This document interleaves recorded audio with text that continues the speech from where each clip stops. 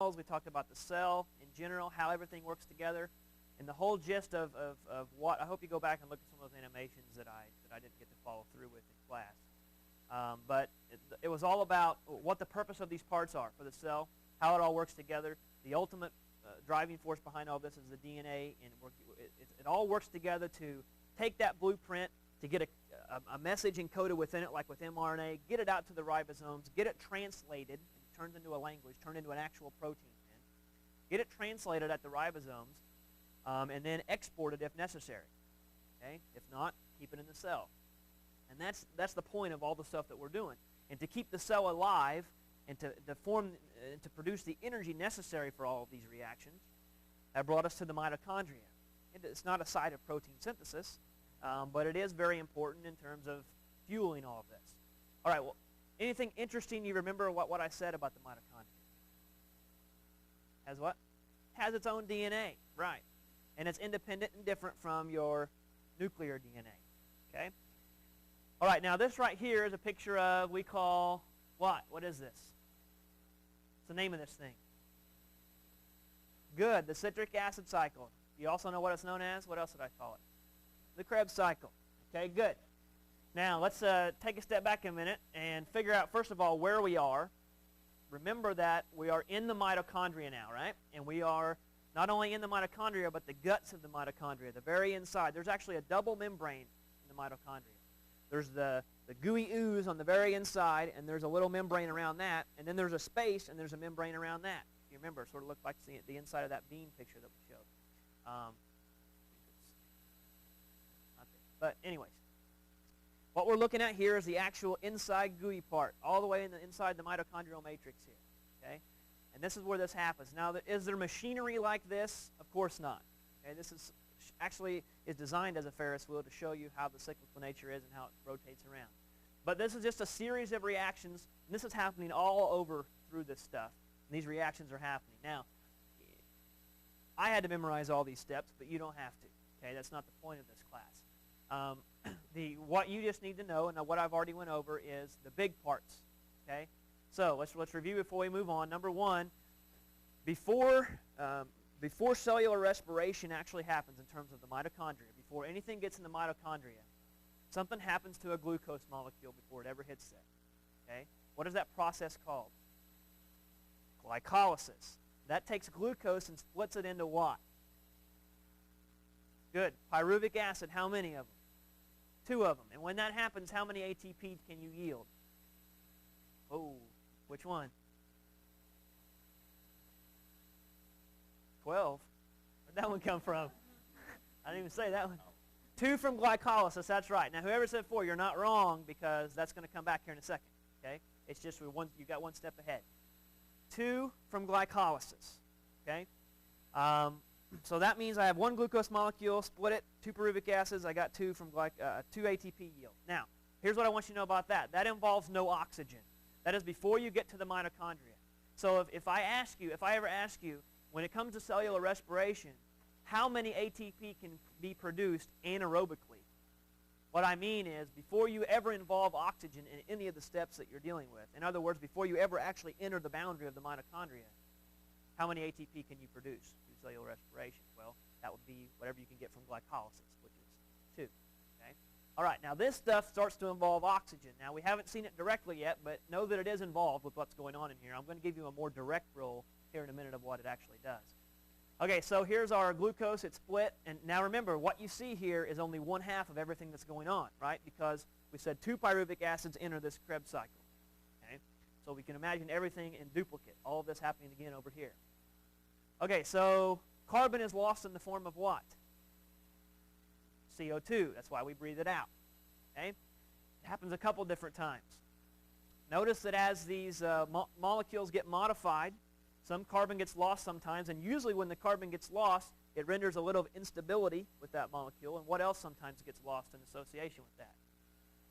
Hydrogens. And that becomes very important, because then you have what's called hydrogen carriers. They're actually called, the chemical classification will be coenzymes, because they're an enzyme that helps with this reaction. But these coenzymes, in other words, these hydrogen carriers, can pick up a hydrogen and carry it. Oh, shiver. Anybody else cold in here? These hydrogens will get picked up by NAD or FAD, and when they do, they're going to go somewhere, and that's where I'm going to take you today. Field trip to the membrane. All right, so that's where we are. Now, instead of reading all this, I'm going to show you a picture and explain it. Okay? What happens now? Because if you look, notice as we go back two, I guess, we had an ATP here, right? Remember that? I told you there was one ATP, and this looks like a big waste to do all of that for just one ATP. We said we had two up here that came from the splitting of the glucose. So by the time we're done down here, when each of these pyruvic acids go through their cycles, at the end, total, in terms of ATP, we got 4, right? Okay, that's not a very big payload. This is a lot of work, so there must be a yield somewhere that we're going to cash in on. And that's where this comes in. You've heard of this, right? The electron transport chain.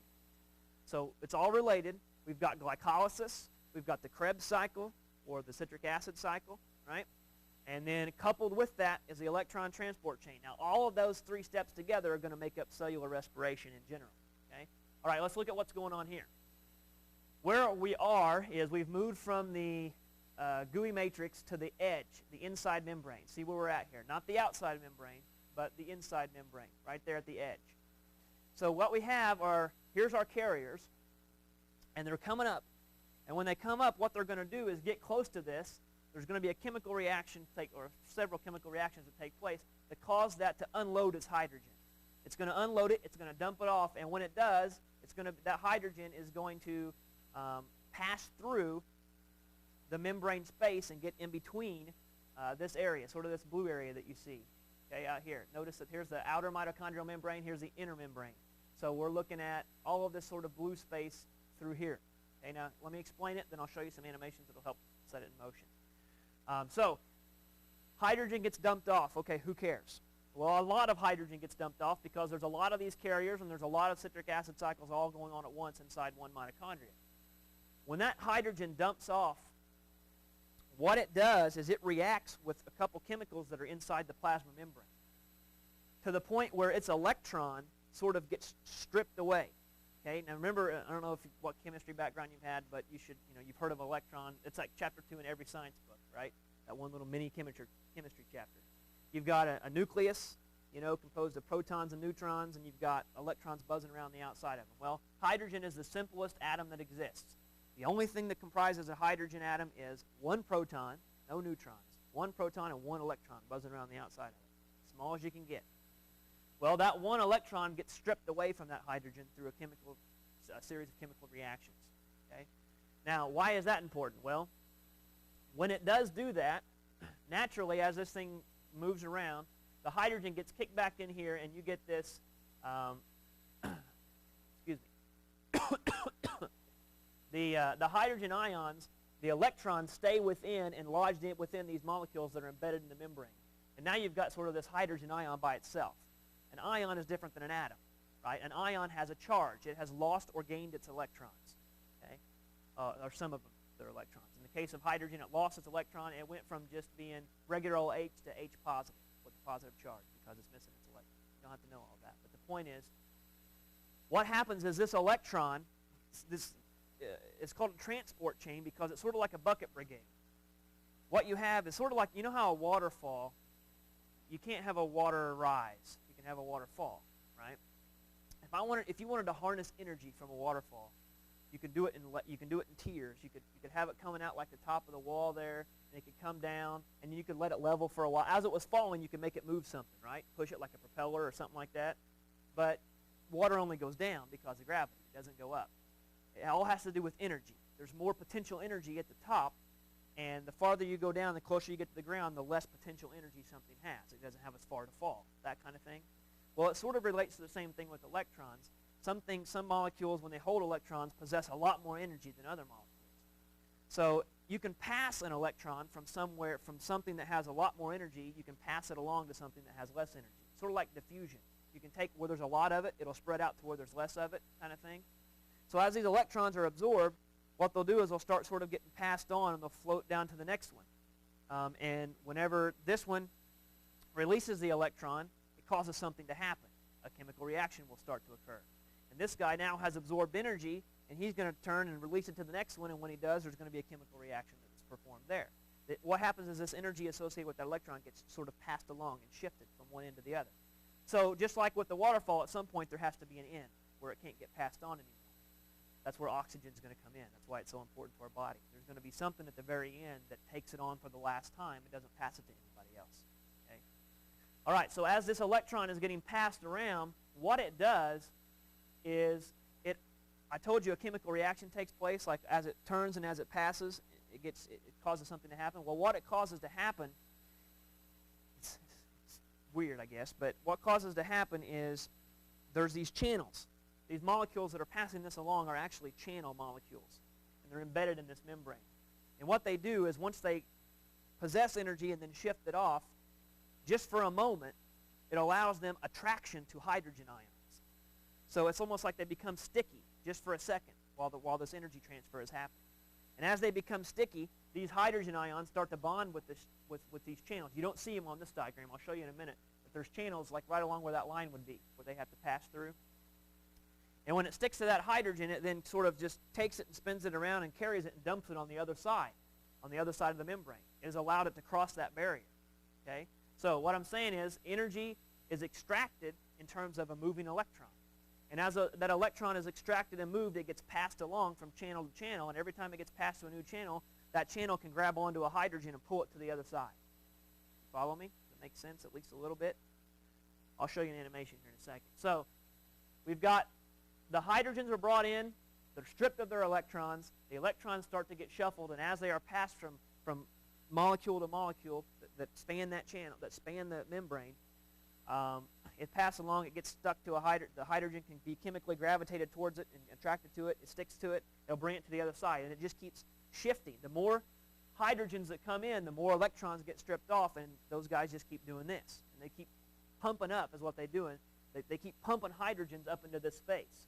Now think of this as like the closet door that we have in our house that we've stored so much crap in that you don't even want to touch the doorknob. Because the second you touch it, what's going to happen? Everything's going to come pouring out, right? What we're doing is loading up this space. We're manipulating the diffusion gradient is what we're doing. We're cramming it up so that at any point, if there's ever an opening, everything's going to come rushing out. Okay? So what we're doing is we're sort of cramming these hydrogens up into the space. Now, as we cram the hydrogens up into the space, what we are doing is building up a concentration of hydrogen ions, right, in this area. Look how many more hydrogens there are there than there are down here, right? That's the reason we need energy to take hydrogen and move it from here to here. It won't diffuse that way, okay? It won't. It's like if you set a marble at the bottom of a ramp, it ain't going to roll up. It's not going to work. You can sit there and use whatever your mental powers and the force all day, it's not going to happen. So in order to move these hydrogens up into there, we have to do this step. We have to yank off its electron, use that as a source of fuel and energy to grab onto it and to move it over there. It's quite clever how these cells have sort of developed this capability. So we load it up and we hoard it up and we squash them in this closet of hydrogens all the way up here, because then when they're there, it's sort of like the Thanksgiving sale, right, everyone goes to. Imagine going to the mall. You'll not see me there. Well, I might be there, but I won't be shopping. I'll just be waiting on the bench somewhere. Wait. But imagine going to the mall, and there's these bunch of crazy people just waiting for the doors to open for the best sale. The doors open, everybody makes a mad rush. Let's say they blocked off all the entrances except for one. There's one on the very front. And the doors open, everyone runs off, and me, I'm the guy in the middle of the pack. It's like a marathon, the guy who's in the middle of the pack. You're not in the front, you're not really in the back, you're right in the middle. So you can't get anywhere, right? Because as everyone goes down, they're dishing off into all the stores. Theoretically, as you can imagine, that would be possible that, okay, some people are going to this store, some people are going to this store, and there were so many people that I didn't even get a chance to get to a store. By the time I ran the distance of the whole length of the mall, there I stand at the other door because everyone else got in front of me, right? Well, realize that things thin out. That crowd thinned out because it had places to go. It's sort of like diffusion. Imagine those were molecules, and each one of those stores was a little hole that the molecule could go through. If you started at the beginning and had a whole lot of molecules and you closed that door and you let them go, they would travel. You would see movement from one end to the other, and everywhere there was a hole where they could go in and sort of get away from each other, they would, until eventually you get to the end and it would all be spread out, right? Same thing's happening here. We load up that hydrogen. There are some channels that will allow hydrogen to enter from this side, from that direction, through normal diffusion, just because there's so many of them there. They naturally want to pass through that way. It doesn't let them pass through this way. This end's locked. It's like a one-way tunnel. Okay? So as these guys get up here, you build up so much concentration that naturally they want to move from this side to this side. So they start going down there and they start dishing in. They start dodging in whenever they find an opening, just by random chance. And when they do, here's what's awesome. This is really cool. You probably don't think so. Pretend like it is. What's really cool is when these hydrogen ions diffuse through these channels, there is actually physically like a little tiny propeller, a protein propeller here at the bottom. I'll show you what it looks like in a second. You can't really see it. It doesn't do it justice here. But there's a tiny little propeller so that whenever these hydrogens sort of buzz by, it spins it. Spins this little protein molecule. And when it spins it, it'll take an ADP molecule. What's ADP stand for? I know? You've heard of ATP, right? What does ATP stand for? What's the T? Tri, right? Adenosine triphosphate. So guess what ADP is? Diphosphate. Adenosine diphosphate. What this little propeller will do is when that hydrogen spins by is grab an ADP and a P, a phosphate and an adenosine diphosphate, and just cram them together. And then when you got that, you got ATP. And look how fast all of that's happening. And all those hydrogens, when they start flying through, they start cranking out ATP. This is our payoff. This is why those hydrogens are so important. The whole point of the Krebs cycle was not just the ATP that formed. It was all those hydrogens that are going to come over here to the electron transport chain and form all that ATP. Pretty amazing. And what you'll end up getting is a whole lot of ATP this way. Before I tell you the numbers, let's take a look at all this in motion. If you can't visualize this all happening in your head, these are actually some pretty good animations. I don't have to talk. Now, in the mitochondrion, the energy stored in NADH is used to generate a proton gradient across the mitochondrial Hold on, wait, and the stop. energy of the proton gradient is Stop. used to make ATP. Stop. When glucose Stop. Okay. What I'm going to say is that there's some big words in here, some of them, like you'll hear a bunch of names of chemicals. You don't have to know all those. Don't get freaked out by it. Just look at what is happening visually. Notice where these electrons are going. Notice, keep track of the hydrogens. Watch what forms, that kind of stuff. What I didn't say, what I better say before we show this, is at this stage right here,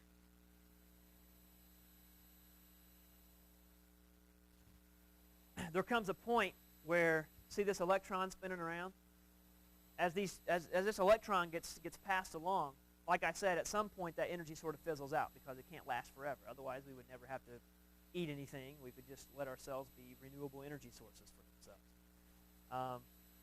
What happens is eventually there comes a level where that can't be passed on to something else except for one thing, and that's oxygen, O2. So all the oxygen that you breathe, most importantly, where it is going is right into your mitochondria. Because what oxygen really likes to do, and you would learn this if you took chemistry, is oxygen really, really is a good electron acceptor. It really likes to take electrons. Oxygen is very reactive. That's why it's explosive. That's why it burns.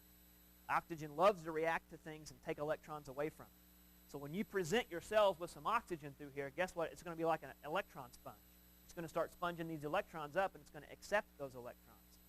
Now, if there's not something there to accept those electrons, guess what happens?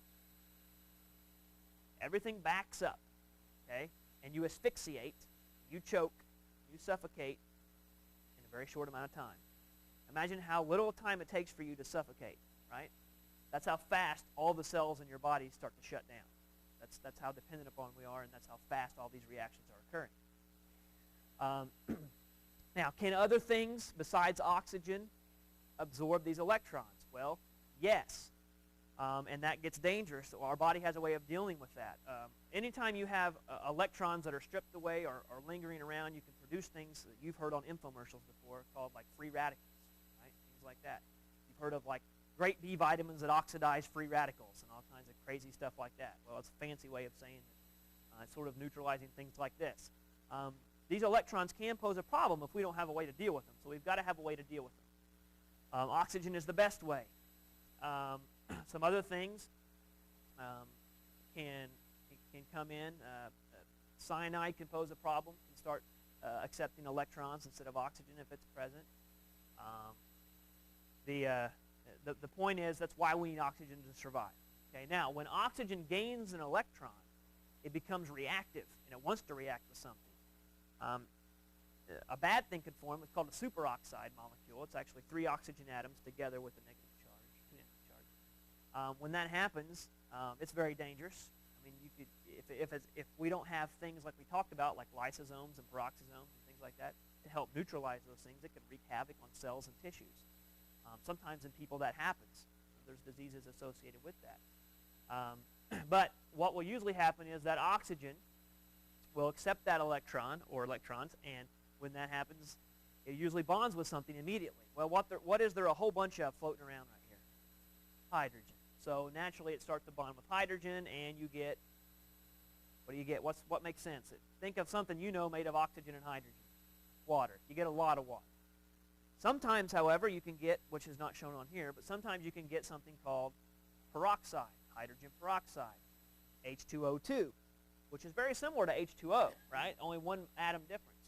But one's safe and one's very toxic to our cells. So we need things like catalase in our blood floating around that will digest and take H2O2 and split it into oxygen and water back into those components. Also, I talked about an organelle called peroxisomes. We have peroxisomes that are specialized at breaking down any kind of hydrogen peroxide that builds up from these reactions. Interesting stuff. All right, let's watch.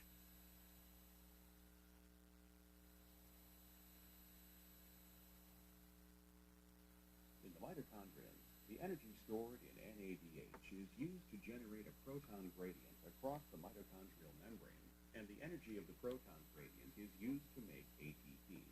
Okay, so we see our hydrogen carriers are bringing them up here. What you're going to notice is the hydrogens from NADH and the hydrogens from FADH2 are actually going to cross that membrane at different places. You're going to find that the hydrogens, you don't need to know this, but the hydrogens associated with this guy are going to go through this thing right here. Okay? The hydrogens associated with this guy, bound to him or her, I don't want to leave anybody out, will cross over the membrane. Okay? It won't go through those channels, but you'll see what I mean. It's just kind of cool when we get to see it all happen all together at the same time. Glucose is oxidized during glycolysis and the Krebs cycle. The coenzymes NAD and FAD are reduced to NADH and FADH2.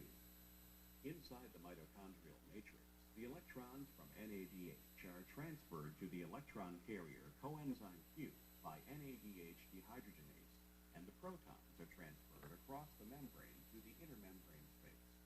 Okay, got that? All those big names? Right? NADH dehydrogenase. Doesn't matter. But what is important is if you look up here, we've got the electrons have been extracted, like I said, and they're going to be moving. And these coenzyme Q and what's going on over here, this is sort of like that bucket brigade. They're just part of what gets passed on. They're going to pass some things on. They're going to shift that energy from one place to the next. Coenzyme Q carries the electron to the cytochrome BC1 complex. As the electrons move from the BC1 to cytochrome C, more protons are carried from the inside to the outside of the membrane. Electrons are also transferred from FADH2 to coenzyme Q, with the protons being transferred across the membrane. Cytochrome C transfers electrons to the cytochrome C oxidase complex. Protons are also transferred to the outside of the membrane by the cytochrome C oxidase complex. The cytochrome oxidase complex then transfers electrons from cytochrome C to oxygen. The terminal electron acceptor and water is formed as the product. The transfer of protons to the intermembrane space generates a proton motive force across the inner membrane of the mitochondria. Since membranes are impermeable to ions, the protons that re-enter the matrix pass through special proton channel proteins called ATP synthase. The energy derived from the movement of these protons is used to synthesize ATP from ADP and phosphate. Formation of ATP by this mechanism is referred to as oxidative phosphorylation. Okay. There's a word there at the end, though, that you will see again. It's called oxidative phosphorylation. Big fancy word. All it means is, let's break it down. oxidative probably means what is being involved? Oxygen. Phosphorylation means that you're adding on a phosphate group. So you're using oxygen to help you add on a phosphate group to ADP. That's why it's called oxidative phosphorylation. Okay. Now, this is what I told you about, how the hydrogen can fly back through here, and that's when it's going to start cranking out the ATP. We're going to take a closer look at this now. This is called ATP synthase, this particular point where this travels through. Okay.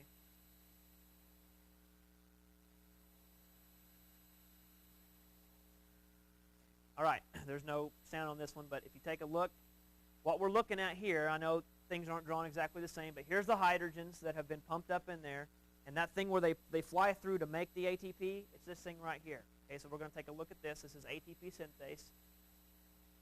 If you take a look at, there's a couple different buttons here, an overview of the structure. You can take a look from the top. If you're looking down, this is like if I was looking down this way, down this tube. If I look inside, it's a very sophisticated setup. Notice that there's sides. There's docked, ATP here. There's a very intricate protein arrangement on the inside. It's very propeller-like, very organized. Let's take a look at it. The hydrogen can fly through, and when it does, it actually can spin this around. And notice how it positions the ADP next to the P, allows them to react with each other, forms ATP. Okay. So here it is empty. Here it is loading. The hydrogen's coming in. It's going to load up the ADP and the extra phosphate. Okay. Now, the formation of ATP, it focuses in at the bottom, just the white screen part. You can sort of break it down into different parts and look at it if you want to. But I had another animation some time ago that actually showed you when they spun through how they actually moved at a little closer level. But it's still very interesting, nonetheless. At least I think so. But it's just, okay, any questions about that before I move on? Okay, all you need to know about cellular respiration. Good stuff. Now, realize how much energy you have in your body at any given time. And should it ever decide to all release itself at the same time, that's the end of you. Okay? If you had food and you were allowed to react it with oxygen, we actually perform a combustion reaction in our body, like an automobile. The difference is we just do it at much, much smaller, tiny little steps, not in a giant cylinder like our automobile engine. If we did, and we had uncontrolled oxidation of food, in other words, we metabolized it all at the same time and didn't control it in baby steps and just let it happen, we would explode. What would happen? Now, I know someone's going to ask me about spontaneous combustion. Is there any proof of spontaneous combustion? No, there is no scientific proof. Does that mean that there's not suggestive evidence and that people swear to it and think that it is true? Maybe it is. There's no way of proving it one way or the other. But if you're looking for actual data and peer-reviewed in the scientific community studies saying that it is supported and then here's why, it's not there. Okay? I'm not saying if you think you had experience with it, know somebody who happened to. I'm not saying it didn't happen. I'm just saying there's no accepted proof of it at this point. Or what would even cause it.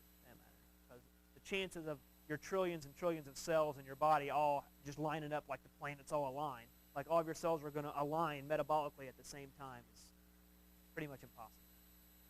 But we harness it in baby steps and do this whole ATP thing so we can use it as we need. We use it to maintain our internal temperature.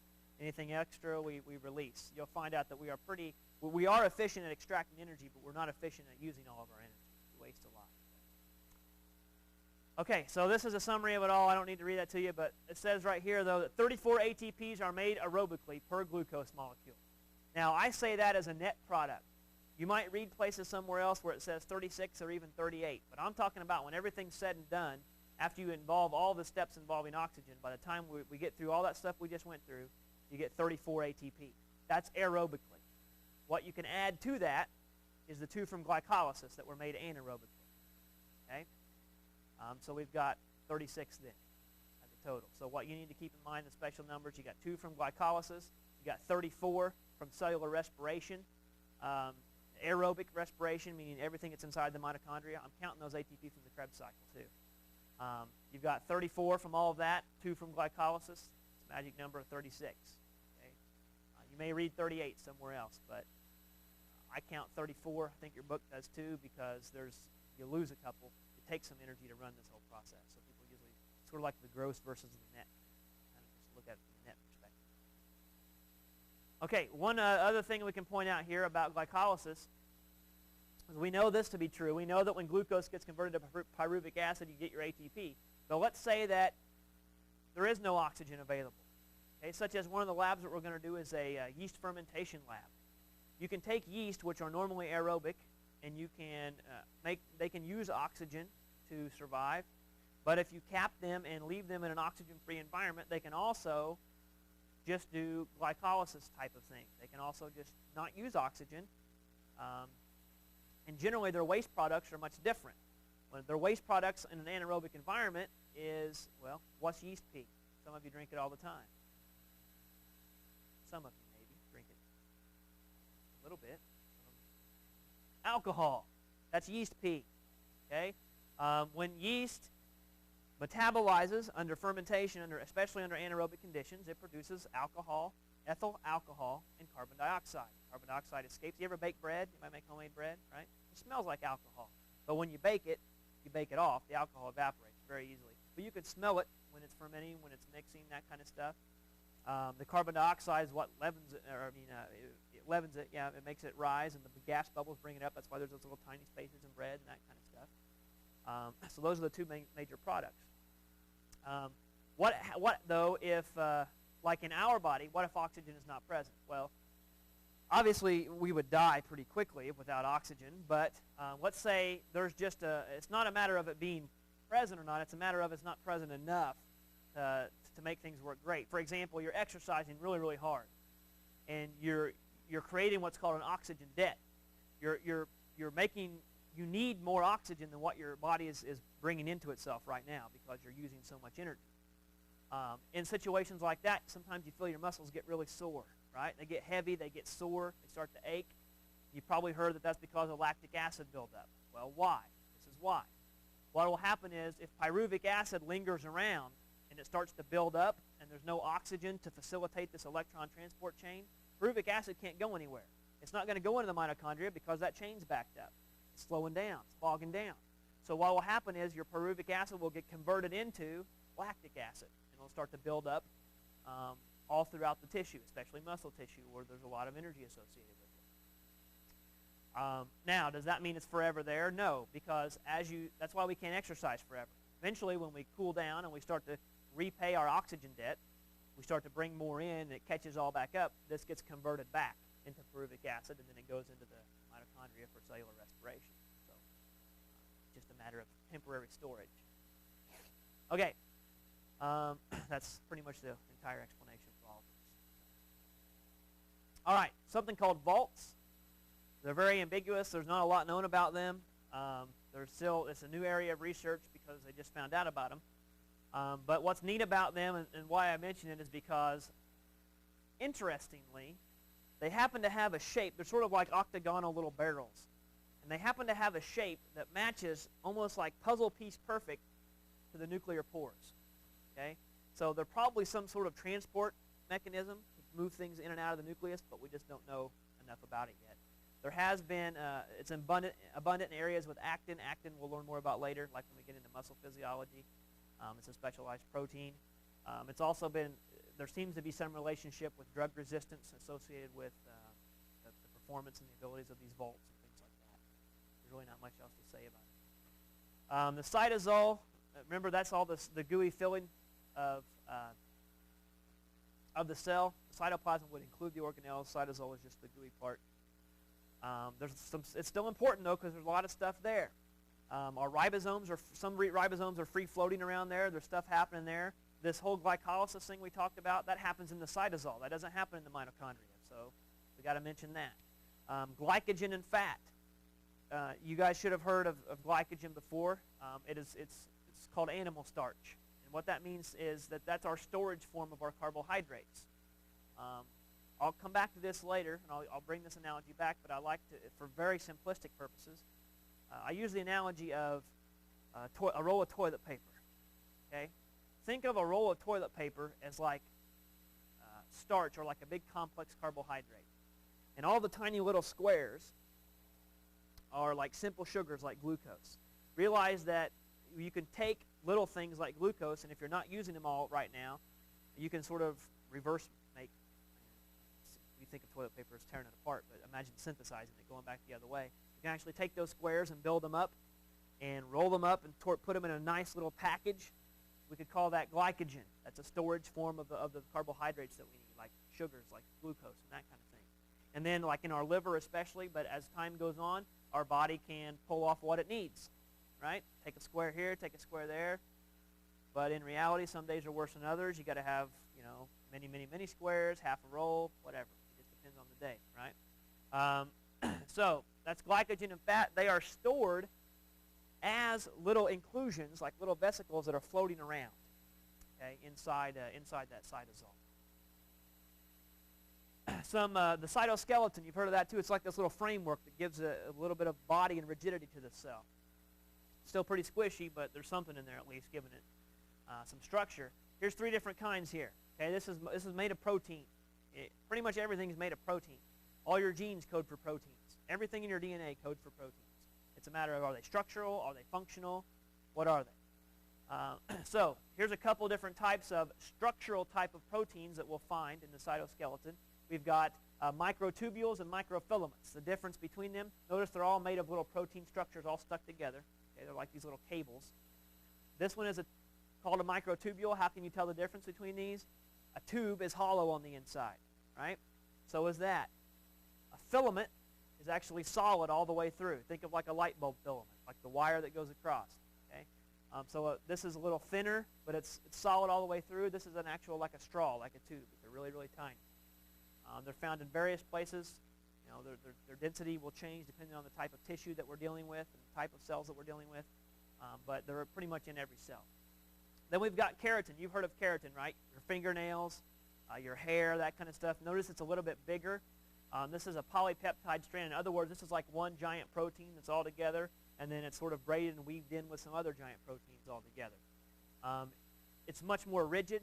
It's much more durable and structurally sound than the other ones there, so you're going to see that's a kind of a bulky type of situation, like your fingernails and like your hair, that kind of stuff.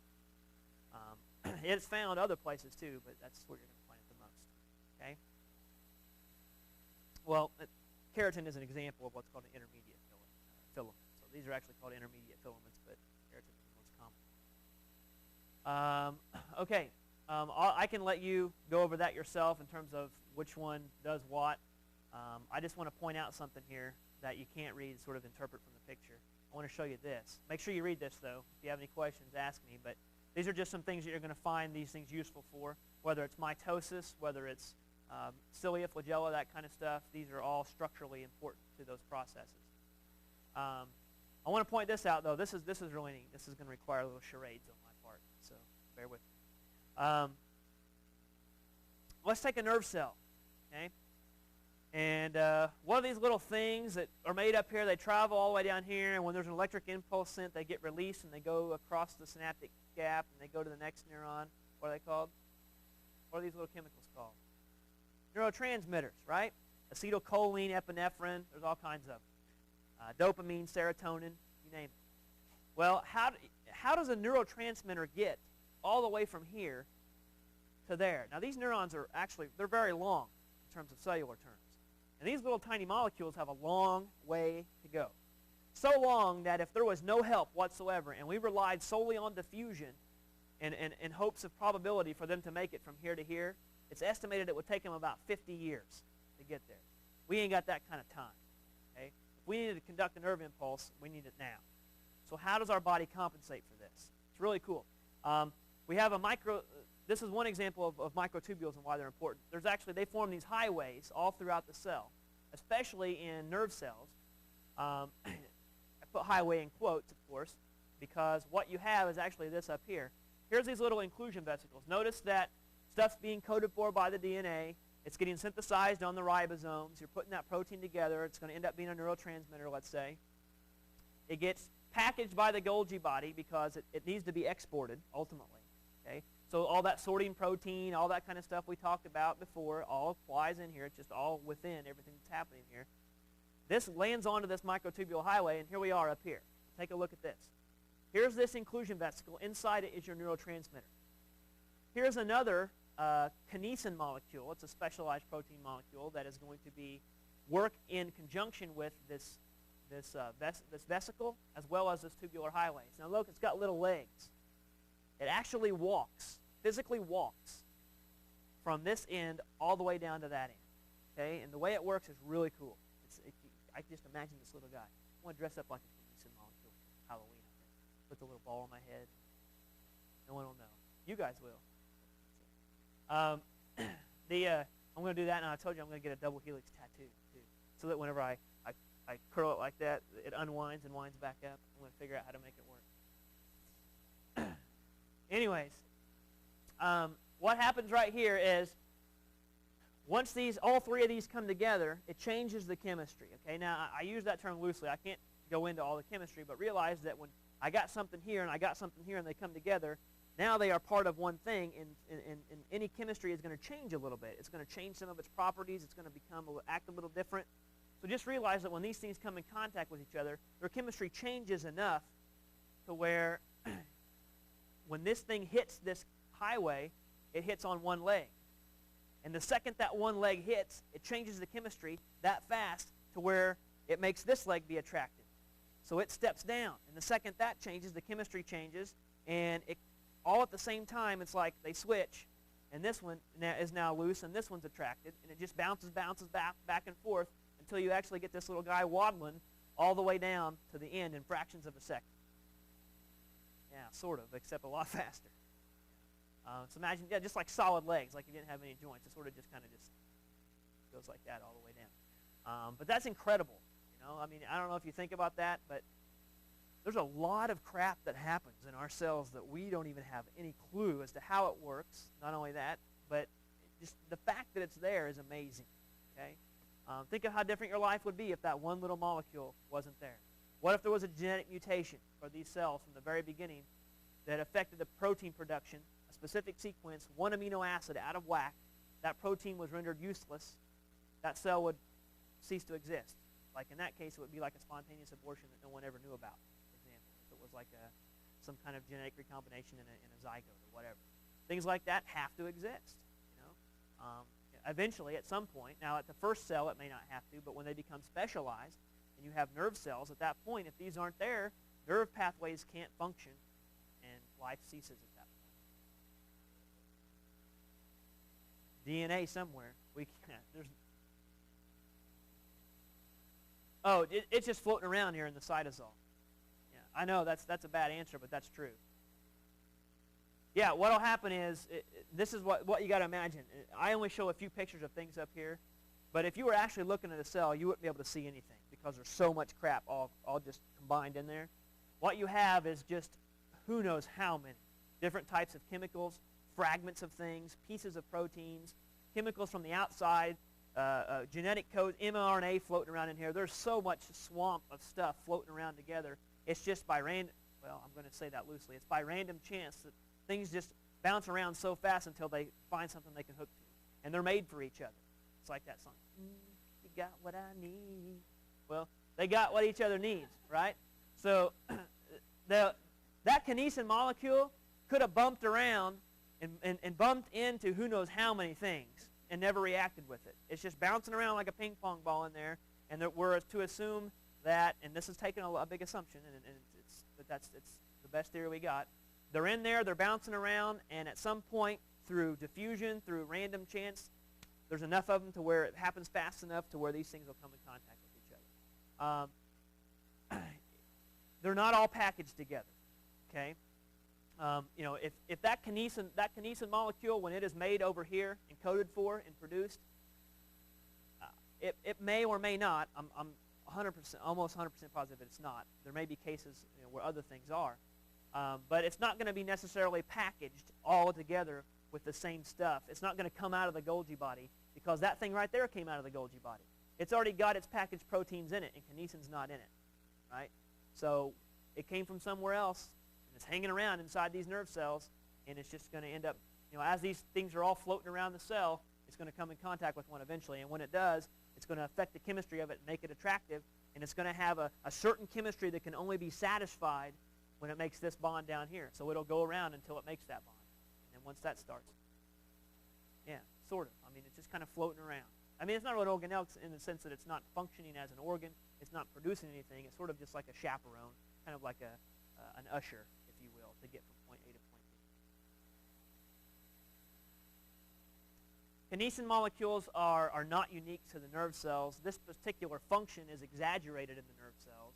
So that's why we mention it here. You can find kinesin molecules elsewhere to transport things down tubules and things like that, but their role is so important here that I separate it out. Where does what? They separate, and where it goes is your guess is as good as mine. It could be they get degraded down here. It could be that they get recycled.